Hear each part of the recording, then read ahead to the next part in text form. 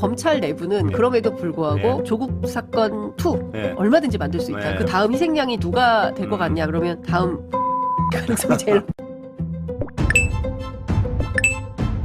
국무총리실이 12.3 계엄 관련 공직자 불법 행위 가담 여부를 조사하는 헌법 존중 정부혁신 총괄 태스크포스 구성을 완료한 데 맞춰 일선 부처도 자체 TF를 꾸렸습니다. 법무부는 정성호 장관이 단장을 맡고 외부위원을 참여시킨 조사단을 꾸릴 예정입니다. 특히 대검찰청 조사단장에는 구자연 대검 차장검사가 내정됐는데 대검 조사단은 10여 명 규모로 구성될 예정입니다. 이들은 계엄 사전 모의 실행 과정에서 검찰 지휘부와 일선 검사의 관여 여부 등을 살펴볼 방침이며 관련 수사를 하고 있는 내란, 외환 특별검사팀과 조사 대상이나 행위가 겹칠 경우 특검팀과 조정을 거칠 계획입니다. 관련해 조중동은 벌써부터 대검 차장이 친정부 행보를 이어가고 있다며 해당 부분을 비판 중인데 아직까지 새로운 검찰 지휘부의 행보는 그래도 봐줄 만한 것 같습니다. 특히 서초동의 도는 썰은 이제 검란이 끝났다고 판단하기 때문에 당분간 잡음은 일어나지 않을 것 같습니다만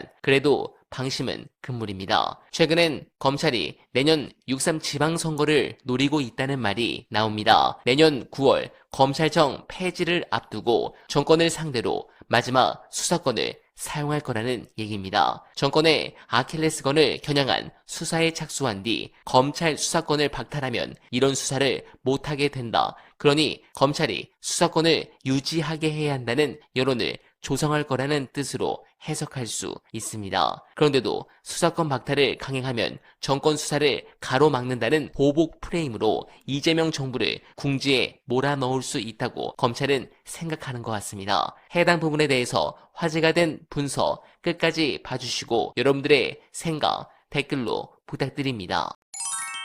기본적으로 대통령실도 다소 좀 복잡한 인상을 받았습니다. 제가 취재하면서 아직 명확하게 가르마가 타졌다라는 느낌은 안 받는데 일단 대통령실의 한 고위 관계자는 검사장의 평검사 인사조치와 관련해서는 이게 필요하다.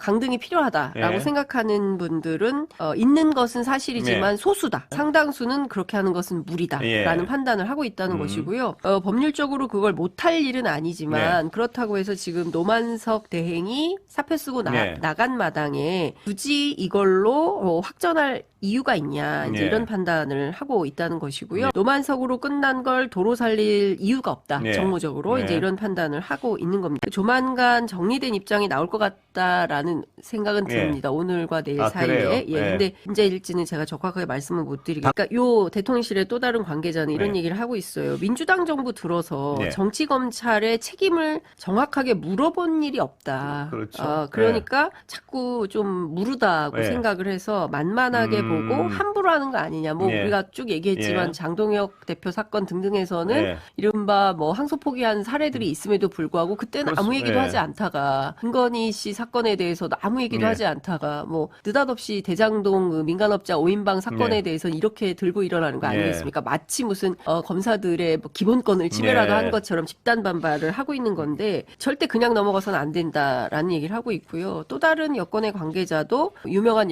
영화 대사를 인용해서 이렇게 얘기합니다. 호의가 계속되면 걸린 줄 안다. 그래서 확실하게 정리를 해야 된다라는 판단인 거고요. 앞서 말씀 주신 대로 저도 이제 여당 쪽 취재를 했는데 여당 쪽 기류는 상당히 강합니다. 반드시 이 검사징계법 등을 통해서 그러지 않으면 또 다른 그러니까 지금은 이렇게 하고 대충 또 넘어가게 되면 그다음 반발의 길목은 보안수사권을 둘러싸고 또 한 번 파문이 있을 수 있다. 그래서 이번에 확실하게 보여줄 필요가 있다. 그런데 검찰 내부는 그럼에도 불구하고 만만하게 보는 성향이나 경향은 좀 있어 보입니다. 취재하면 뭐 이러니 저러니 해도 최대 2년 돈다. 그리고 내년 어차피 지방선거가 있기 때문에 지방선거를 전후로 해서 이 혼란은 종식될 거다라고 전망을 하고 있어요. 그러니까 정부가 세게 나온다 한들 그래봐야 지방선거 그 이후로는 어쨌든 자기들이 칼을 쥐고 있다고 생각을 하고요. 어쨌든 뭐 검찰청이 문을 닫고 어쩌고 하지만 1년의 유예 기간이 있지 않습니까? 이 사이에 얼마든지 판은 뒤집을 수 있다라는 자신감을 갖고 있는 걸로 보여요. 그리고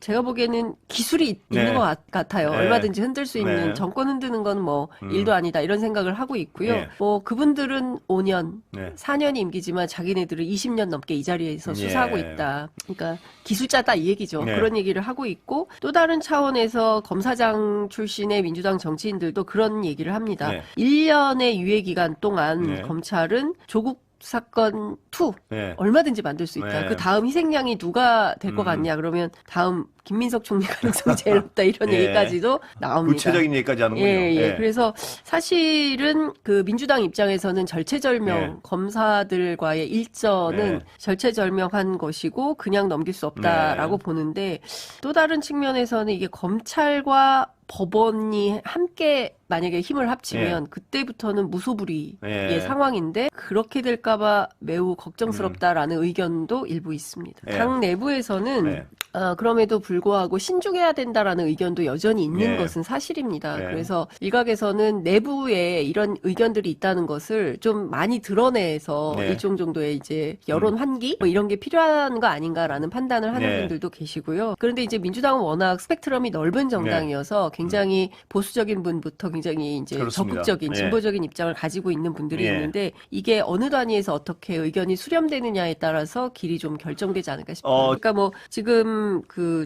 주동자라고 그 꼽히는 사람이 모두 4명인 걸로 제가 취재한 바에 따르면 그렇고 이 4인 가운데 뭐 다 할지 플러스 알파로 할지 아니면은 뭐 실제로 드러난 36명 전원에 대해서 할지 근데 이 안에는 평검사 10명도 포함되어 있기 때문에 그걸 제외하면 이제 모두 26명 차지청장까지 이렇게 종합하면 26명 정도 되는데 이 인원에 대해서 전원 그렇게 처리를 할지 아니면은 정말 소수의 인원에 대해서 일종의 뭐 맛복이라고 해야 됩니까?